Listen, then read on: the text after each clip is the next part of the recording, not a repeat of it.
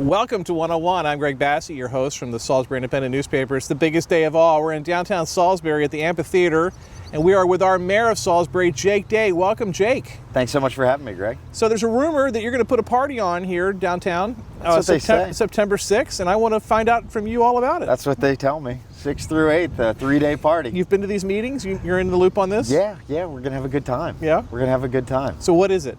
So we're at the 79th National Folk Festival. Wow. That's 79 years of traditional music and arts, now anchored in Salisbury, Maryland. Our second year. We're excited about it. It's going to be great. I think this is going to be a much bigger year than last year, although last year was, for Salisbury, a very big year. Amazing. And we had a lot of fun. Yeah. I got to see Salisbury as a tourist.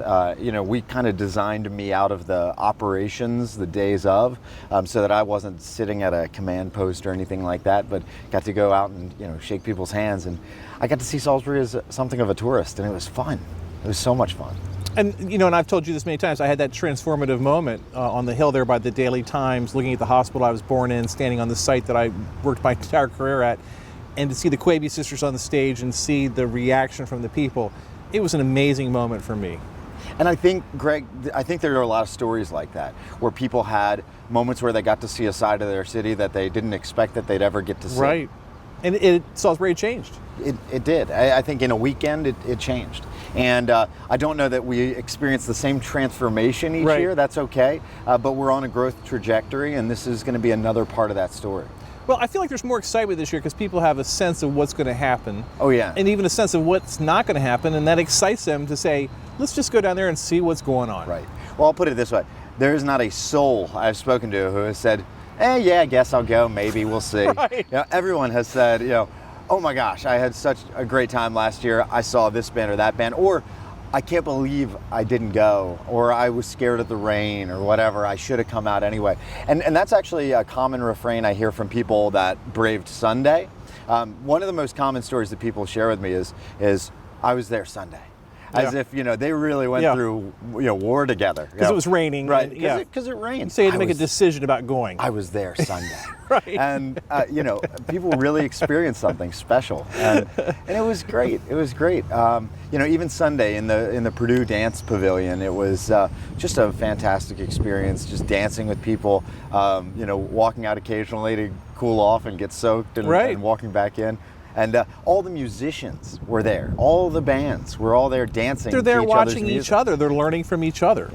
Yeah. And that Purdue facility over there, that's an area of town that I don't go to a lot. I'm not hanging out over there like I really probably should be. And to be there in that little area and see Salisbury from there, remember the history there, it was a really great place to have that dance pavilion. Yeah, to reactivate that space that's been a parking lot and a vacant lot for a long time, I think is great. But I will point out one other thing. If you do choose to spend a little more time over there, you'll find Chesapeake East, Brew River, the Mad Hatter Cafe, Ugly Pie. So there's a lot of great businesses year round to go visit right in that area. And you're doing a lot of work with the Port of Salisbury Marina. We are. We've got some exciting things getting ready to happen in that marina and on the street in front of that marina. I say exciting because road construction excites me. It doesn't excite everybody, but it excites me. What are you looking for most in this folk festival? What are you looking forward to? Is there some act that you've seen that you're like, I want to make sure I see that one? Oh yeah, without a doubt. I want to see Rare Essence. A DC go-go funk band. So I want to see Rare Essence perform. But by and large, from an experiential standpoint, I want to see us deliver something as special as last year. And deliver something as technically and logistically tight as last year, because that's what I'm really proud of. Is we pulled off a festival last year with no experience doing it. Obviously the NCTA's experience, but we weren't. With no experience doing it, and we did a good job logistically. Well, it seemed to me like, as a viewer, that nothing really went wrong except for the rain on Sunday, which you could have controlled that. But I mean, and at the end of the day, we can't. It's Right. it's the one thing. It's the one thing. but we'd all everything seemed to fix, go really well. There were lots of little tweaks, but they're little, and I'm just really proud of the team and Caroline and how they put it all together and pulled it off and did an amazing job. Will there be the march again this year? That was one of my favorite things on that Friday night. So there will be a similar opening act and movement processional, but I don't know the details, and I'd rather leave that to everybody to come find out on Friday that night. street right now has a 40-foot hole in the middle of it. Well, it's got a lot of unsettled dirt, but Yes. the hole is closed. Okay. The hole is closed today, so George and Lynch, who's doing the work there, will have it all buttoned up for us for the festival. They've got some more work to do in the intersection post-festival. We'd hoped it would all be done, but they'll have some work to do after the festival, and then they'll be on to North Division Street for one of the last blocks of this project. What do you say to people like everyone I grew up with who say, this is a big silly thing? They can't quite connect to it, they don't get it. How do you tell the people who don't get it how to get it? Show up. That's what happened to me. I didn't get it, and I showed up and I got it. Well, and Greg, there's a bigger story there. People from my generation left this city, and I think there was a time when they didn't get why to come back. But come back, come see it. We're special. We're doing something great here, and I think that's the only way to know. And I'm excited that a lot of my friends have come back since. Just in the last year or so, I've had a number of high school friends move back to Salisbury for jobs. And that's the kind of story that we need in this town. One more year after this with the National Folk Festival people, then we'll be out on our own somehow? And we'll be out on our own. So yeah, one more year branded as the National. But this tradition is going to continue. This is part of who we are now. And we're going to continue this as either the Maryland Folk Festival or something like that. But we're going to keep this going. Is it a strain on the city's resources, or is it all worth it? Oh, it's a strain on personnel for the days surrounding it. Absolutely, it's a heavy lift. It's like putting on any operation or any exercise. Everybody's focused in those moments. Financially, it's not a strain on the city's resources. This is a very small thing for us, but it's an important investment. There are a lot of small things that are critical investments for us. National Folk Festival, housing the homeless, these are small dollar amounts, but they're big in terms of their impact. So in those days, we're gonna be tired. We're gonna be looking to recover on Monday. And unfortunately, I've got a full schedule Monday, September 9th. I don't know how that happened. But I think we go through fights like that in order to give something back to the community. That's what the 435 people of the city of Salisbury signed up for. We work for the citizens to put on something great, not just once a year, but year round. And this is a special moment. Do you have a message that you want to offer the volunteers? Oh my gosh, you made it. The volunteers, the musicians are great, but the volunteers, you made it. When I showed up in the Civic Center, There's supposed to be like 100 people there, and there were 700 people. Hot as it was. So the Civic Center staff tells us they set up 900 chairs, and we're standing room only. Yeah. And 1,200 volunteers. This doesn't happen without them. So I'm grateful to our staff. I'm grateful to the production team at NCTA. I'm grateful to everybody who's involved. But these volunteers are just amazing. Over 1,600 spots. Over 1,000, 1,200 probably volunteer individuals. That's a lot of people to come together in a community and do something. And so I'm just thankful, And I would also say that our bucket brigade has a few more spots. So, encourage folks to go sign up on nationalfolkfestival.com, volunteer, sign up. Get out of your comfort zone. You're going to be participating in something and supporting and making something possible for your community. So sign up, do it. We need you. I know I had that moment last year where I was like, "This is really cool." Did you have a really? I think you had many of them, but what was your "this is really cool" moment? Yeah, I did have a lot of them, but I think the two that were most real for me are Sunday night after it was all over. Julia Glanz often talks about that feeling of letdown once a party's over. I didn't feel that. I was riding high. I felt really good. But the really cool moment for me was with the Treme Brass Band walking down Main Street next to the governor. Governor's walking there. down Division Street with the governor, just saying, "Here we are, Salisbury. It's happening. We did it."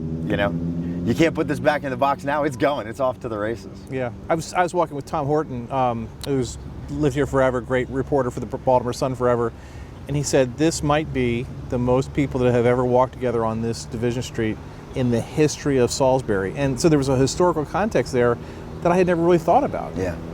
And that's what's special about this is there is never another time that we have gathered this many people together in one place in downtown Salisbury. And it feels good.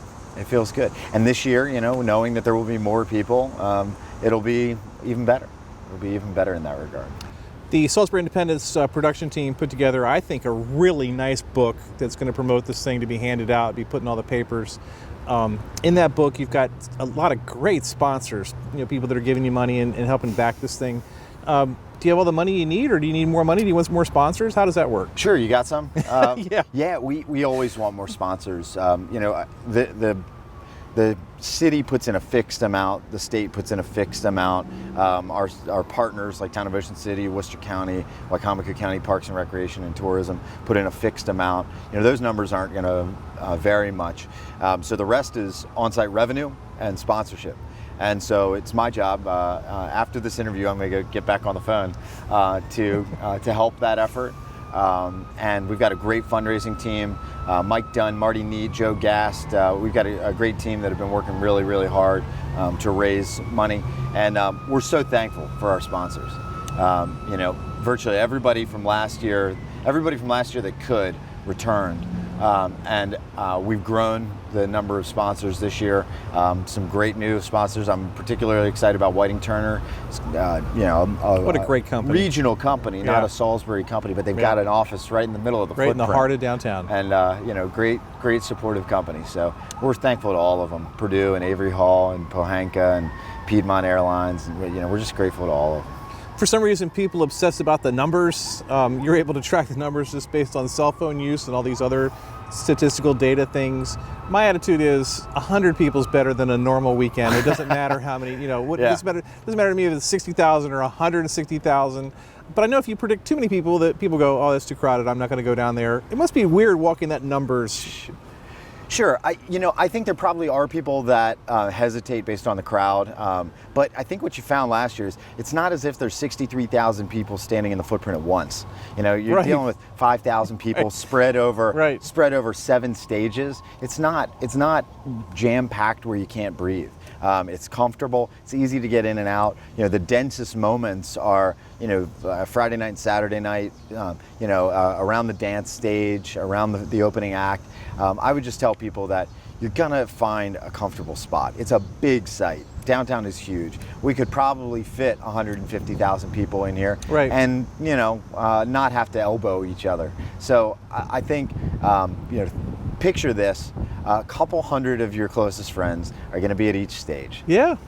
Each time. It's for each act. So a couple hundred of your friends. You're going to recognize people. There are going to be plenty of visitors and people you don't know, but you're going to recognize people. It's a community thing, and each stage is its own experience. You're not going to hear bleed over of sound from another. You'll get to hear the act. You'll get to focus and concentrate on the music that you're being delivered right there. So I would just say, don't worry too much about those numbers. Yeah, we're expecting more people this year, but that's just, again, the pattern of this festival and how it's gone in the past. That's not about, again, trying to pack people in. Yeah. Because again, I agree with you. If we put on a festival for 10,000 people, I think that'd be a blast. It's a win. It'd be a wonderful thing.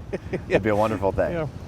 I know Sunfest, when it started, it was called Save 6 for September, and we made the joke. There was actually a trucking strike, and you couldn't get beer in September, so people were hoarding 6 bags of beer. But anyway, but the festival was called Save 6 for September. It was 6 days. But my point is, the Friday night was all locals. You'd see all the people you knew. You come over from college, and it was all your friends from high school would be there in Ocean City. And then Saturday and Sunday were the tourists. But you had that local feeling on Friday. This event last year, National Folk Festival, I felt like on Friday night I saw all my friends at the Daily Times site and around. And then on Saturday, I wasn't there Sunday, but on Saturday it was people from out of town. and that was fine. Right. Because we want those visitors. Yeah. You know, they bring positive economic impact to our city. We'll take their, you know, their investment, their support, and we want to show off this place because that might be a person or a family that chooses to move here after getting to know us. And that's one of the things that we hear from cities like ours that have hosted festivals like this. You know, that you're rolling out the red carpet to these visitors to some extent, and you're saying, let us show you what we are and who we are, because those may be the people that are, you know, future Salisburyans, you know, a couple years down the road. We've talked about this before, but in my life, I've always been kind of embarrassed that I love Salisbury so much. And I was just thinking the other day, as much as I love Salisbury, I'm thinking, who loves Salisbury more than me? And you obviously love Salisbury more than anyone. What's that like to love Salisbury so much? I really do. I really do. I love Salisbury. It's like a curse, though, isn't it? Yeah. No, I don't know about that. You know, I love Salisbury. You know, I've got Salisbury tattooed on my heart or on my arm. But, Literally. Yes, literally, you do. Yes. Literally. But yeah, I love this city. I will fight for this city. I'm not done. I'm not going to be done. And I think Salisbury deserves the best. And that's one of the reasons why we pursued the Folk Festival. When Laura Bottinelli told me about it the first time, I just didn't think we were ready. And I stand by that we weren't ready. But today, you know, we fought for this thing because Salisbury deserves big things, special things. You know, this is a cool town, and there's some great people here. There are really great people here, and we've got new heights to reach. I think we're not nearly done, so let's keep going. He's Jake Day. He's got a lot of vision. He's about to host a party here in a couple of weeks for 100,000 people, 1 million people, whatever it's going to be. And we're just excited that he had time to come by today and tell us all about it. Thanks for being here. Great, thank you. Thank you. Joining me now is Caroline O'Hare. She's the director of the National Folk Festival here in Salisbury. Welcome, Caroline. Hi. Thanks So- for having me. Look at this place. This is going to be great. I can't wait. You know, when I'm here, I think, of course, about, you know, my memory from a year ago when the Quaby sisters were here, of course, in my world. But I'm going to meet all new people and love all new people. I can just feel it. Absolutely. You know what? I knew we were going to talk about the Quavy sisters, so I actually brought you something. You have their new album? It just came out this week? I don't. Oh, no. But this is what I got you because it might be sunny. You want some shade. I got you a hat. I thought maybe when Bill Kirchen is here, you can have him sign it. From Hot Rod Lincoln. Yes. 'cause Thank I know you so much. That's your next Thank obsession. you. Thank you. And I will reimburse the National Folk Festival for this hat just to make sure everything's correct. All right. But thank you. Thank you. Of course. Of course. Thank you. So how's it going? It's going really well.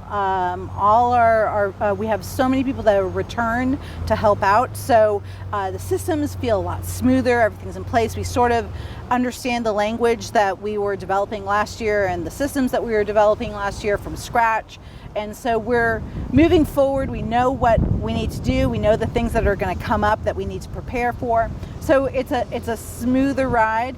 Still a heavy lift. It's always a heavy lift. Right. We're still looking for volunteers. We have more volunteers now than we signed up than we did a week before the festival. And we set all the records for volunteering last time. Wow. The people of Salisbury and beyond really came, and we're hoping that those folks come back. We still have, there's some areas that we really want some help with.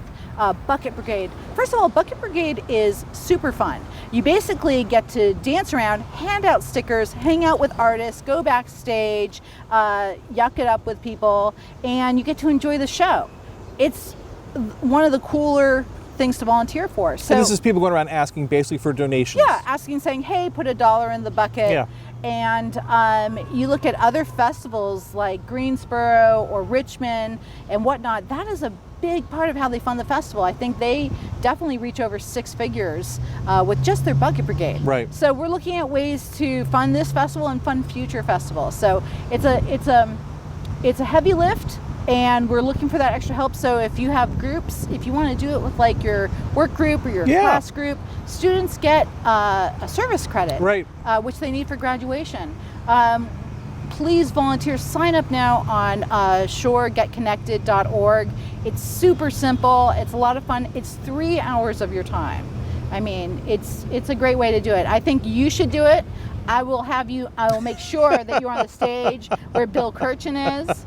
But it's a lot of fun. So we're still, there are areas that we need to fill in. but I'm getting excited. I think you need a volunteer who just goes around and samples the food from the food trucks to make sure it's like suitable for everyone else to eat. Could I maybe have that one? Sure. You can be the official food taster of the National Folk Festival. I like that. Can I get a shirt that says that? The shirt I'm designing in my mind is quite extraordinary. My yes. reporter, Susan Parker, is actually going to write about the volunteers. And she said, is it a conflict? Because I'm a volunteer for me to write about. I said, no, it makes you an expert to go. There's no conflict. And I know there's a big meeting this weekend, so she's excited about being a volunteer and helping motivate other volunteers. Not only is Susan Parker a volunteer, she's a team leader. Well, there you go. And that means she is helping us with this lift. She is recruiting for the Maryland Folklife area. They need people to assist with the artists and demonstrators that are going to be doing hands-on activities with festival goers, as well as piñata breaking, which will be a lot of fun because you need to have a few volunteers to make sure the kids, are safe. And so Susan Parker has just jumped in. We're so happy to have her. And that's another great area to volunteer because you're meeting local, regional artists, artisans, work people, and folklorists, and storytellers and musicians that you can run into the next weekend, Yeah. or down the street. They might be your neighbors. Yeah, that's so much fun. Tell me about parking. People always ask me, I want to go, but I don't know where to park. And I tell them all, there's lots of secret parking around Salisbury that's not that obvious. Exactly. The right thing to do is to park at the Civic Center and take the bus because it works really well. That's the easiest way. You basically get a door-to-door service. Yeah. If you go to the Civic Center, there's so much parking there. Plus, we have on Saturday and Sunday the extra lots with Y-Hi. Right. There's a ridiculous amount of parking there. So that's an easy one. And if the buses are running correctly, which last year they were, it goes very efficiently. Yeah, there should be a shuttle about every 10 minutes Yeah. or so, which is great.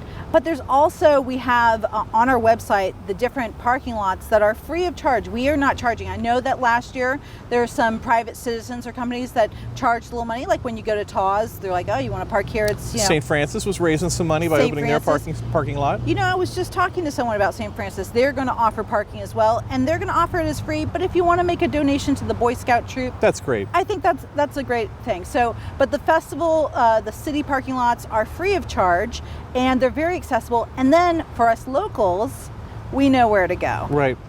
There's some places that aren't on the map. We know where those spots are. So this is more for our visitors that are coming into town. Right. But it's all on our website.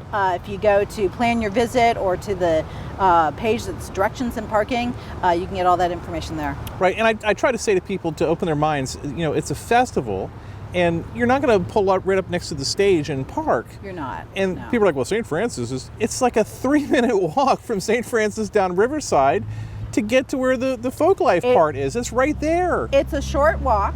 The closest place, here's a tip for those folks that really want to park as close as possible. If you get here early, the parking garage is right in the middle. Right. It's accessible. You can park in there, walk outside, and you're right there at the family area. Right. So that's for early parkers. I have a feeling that will probably fill up pretty quickly, but it's only it's just a short Right. little walk. And again, say you don't want to walk at all, go to the Civic Center, park there, take the shuttle. The shuttle will drop you off right at Mill and Church Street. Right. So very close to the dance stage, very close to the marketplace, and you'll be set. So moving some things, footprints changing a little bit this year, but not too much. I mean, not really that much. It's almost like adjusting the angle of the stages. Right. We moved our operations team, and we moved a little bit of like the mobile commands and stuff like that. But for the most part, the areas are where they were last year, and the stages are where they were last year. So there's going to be an excellent stage here. Last year we had this wonderful stage at the amphitheater.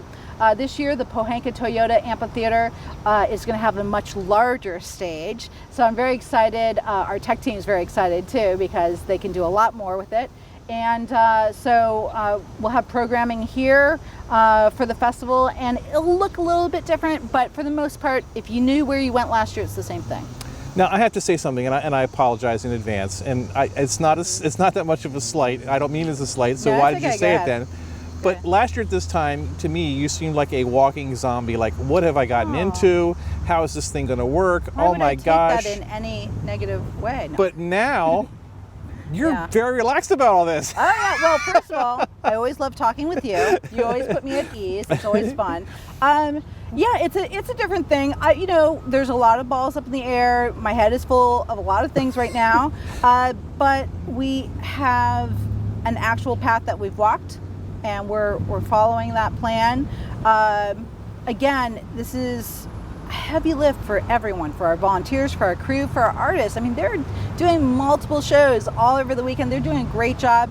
For our artist hotel, the La Quinta, they are incredible. So everyone's putting in, a lot of work, but we have sort of a vision of what it is. And it says so much about National Folk Festival having confidence in our community to pull something like this off. It takes a special community to kind of rally around something like this and achieve it. It does. I mean, first of all, our community is incredible. What they did last year, I mean, the NCTA was blown away by what our first year looked like. The first year for a national is usually, it gets off, it goes, it can be a little bumpy here or there. They were so impressed with our volunteers, with our community, with our shops, with our restaurants. Everyone came in and they prepared, and they did a great job. They were wonderful hosts, and I hope they'll do it again this year. September 6th through 8th, Yes. downtown Salisbury. What else do we need to know? Come with some dancing shoes. Bring some sunscreen, please. Just be sure to have a lot of fun and be open to all these new experiences, taste a bunch of food. Be sure to visit our local restaurants and our local shops as well, who are going to have specials and things going on in their establishments. But just come and have a good time. And if there's something at one stage that you're like, oh, this isn't my thing, there are 6 other stages you can check out, and there's going to be something for everyone. She's Caroline O'Hare. She's trying to put on a big party for us here the first week of September, and we're thrilled that she and Mayor Jake Day were here today. Thanks for being here. Thank you. I'm Greg Bassett from the Salisbury Independent Newspaper, another edition of One on One, live in downtown Salisbury on PAC 14.